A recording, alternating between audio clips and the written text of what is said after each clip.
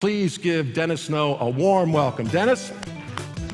It's everyone on the team looking through the lens of the customer.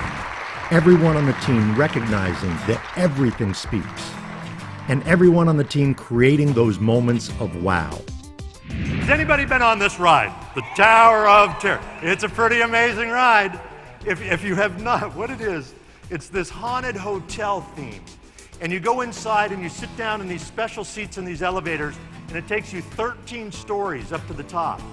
And when you get to the top, the elevator starts to shake, and it feels like it's breaking. And why people want to do this, I have no idea. I think that's the weirdest thing. But it's a 13-story free fall, where you literally come out of your seat on the way down. And these seats are Scotch guarded. If you've been on it, you know what I'm talking about. You don't want to go on this right after you had breakfast. And when you land, it zips you up to the top and it drops you again. Now get ready for this. That one ride all by itself cost Disney World $100 million to build. Yeah, just that one ride cost $100 million to build. But think about this, when I ask people, what impressed you about Disney World? People say, it was clean. The people were nice. From a design perspective, that's kind of frustrating.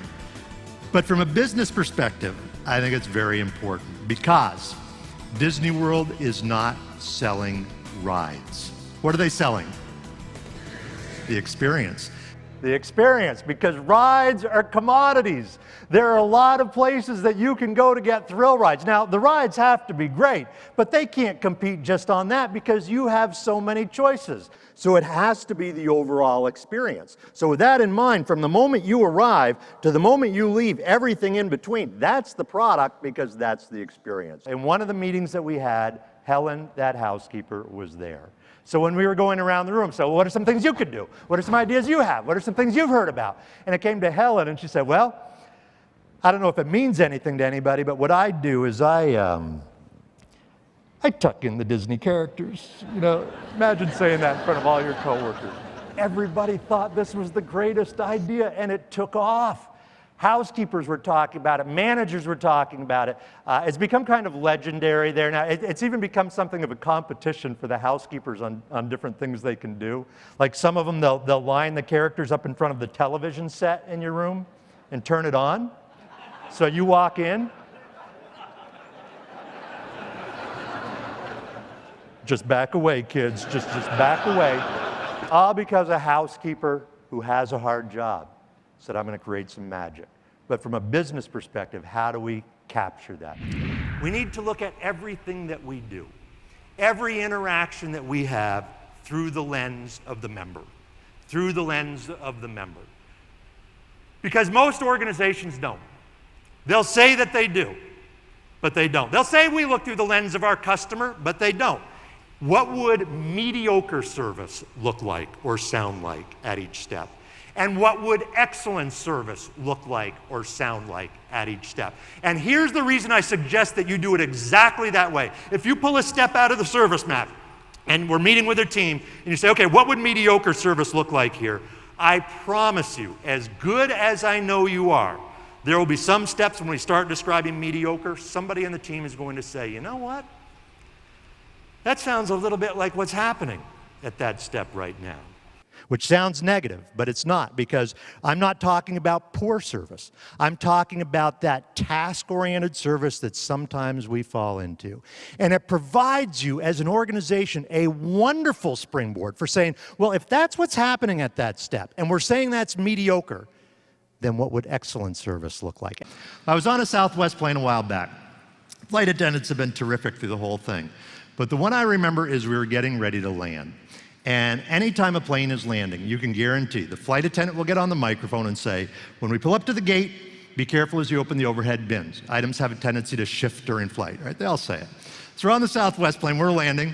Flight attendant got on the microphone and said, when we pull up to the gate, be careful as you open the overhead bins. Items have a tendency to shift during flight. And as you know, shift happens. So we're all, what did she say? What? So we were hanging on every word. When the plane landed, you know how they put on the reverse thrusters to slow the plane down? The co-pilot got on the microphone and went, whoa, big fella, whoa, as we're slowing down. So now as we got off the plane, what were we all doing? We were laughing, and that's not usually what you're doing. It's usually, get out of my way. Now, here's my business question for you. How much did that cost Southwest Airlines to do that? Nothing. To me, that's the beauty of it. It's not about money.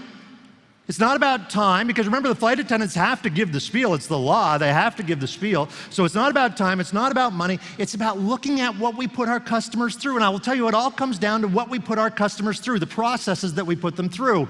And we need to see these moments through the lens of the customer. Everything speaks. Everything speaks. Every detail, from the appearance of the studio to the tone of voice of somebody that I'm talking to on the telephone, every detail is either enhancing your brand or it's detracting from the brand. And a brand is a very fragile thing. People talk. People talk. Good and bad, people talk. Imagine you bring your family down to Disney World and everybody's excited, and you're out front and you're paying your money to get in.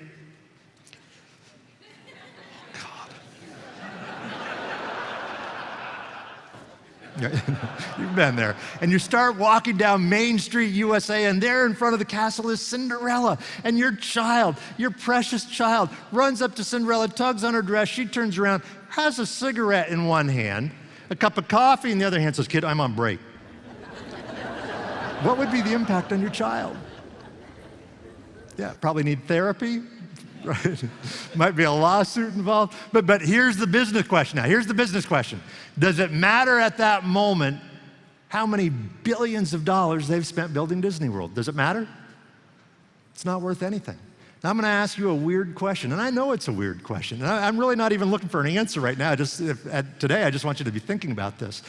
In your world, what are those smoking Cinderella behaviors? One of the Everything Speaks commitments is, as a cast member, as an employee, if you're walking through the park, you see a piece of trash on the ground, it is your job to go over and pick it up and throw it away. It's non-negotiable. And it doesn't matter if you're Captain Nemo or the vice president of marketing, you go over and pick it up and throw it away. When we can do some of those big things, we should. But where the magic is in those little wows. Let's say I had an issue about a product or a question about a product, and you helped me handle it. And then I get a call back from you the next day just to make sure, hey, anything else? Or, did that solve the issue? Now that's just a little thing. But you put enough of those little things together, and you've got something pretty special. Because here's the thing I would ask you to remember. Little wows add up. Hang on, I'm getting it. You're parked in Goofy 21, and you're thinking, oh man, these Disney people can read my mind. The key control, folks, is they hand the keys back. And again, let's say it's the dad that locked the keys in the car. And as we said, it's embarrassing. So as they hand the keys back, they'll try and save the dad's pride. They'll say something like, "I'm sorry the keys got locked in the car." Like it's their fault. "I'm sorry the keys got locked in the car." And the dad will always say the same thing. "That's okay." Always, always. The really tough ones say, "Just don't let it happen again," because then there's going to be trouble. Dennis Snow is an expert in customer service, employee development, and leadership. His customer service abilities were honed over 20 years with the Walt Disney World Company, beginning his career in 1979 as a frontline attractions operator, then moving throughout the company in various leadership positions, learning what it takes to run a world-class, service-driven organization. Dennis launched a division of the Disney Institute, which quickly became the fastest growing venture of the Institute and experienced repeat business of nearly 100%. He also spent several years teaching corporate philosophy and business practices to cast members and the leadership team. In his last year with Walt Disney World, Dennis's leadership performance was ranked in the top 3% of the company's leadership team. Dennis is the author of 2 books, Unleashing Excellence, The Complete Guide to Ultimate Customer Service, and his newest, Lessons from the Mouse, a guide for applying Disney World's secrets of success to your organization, your career, and your life. I do promise you this, if you're seeing through the lens of the customer, if you're paying attention to the details, if you're creating those moments of wow, while we're probably not going to get to the tattoo, we get to the loyalty. And I think that's worth every moment of effort that we put into it. I hope that these ideas have been helpful for you today. Thank you all very, very much for your attention. Enjoy the rest of the conference. Thank you all very much. Thank you.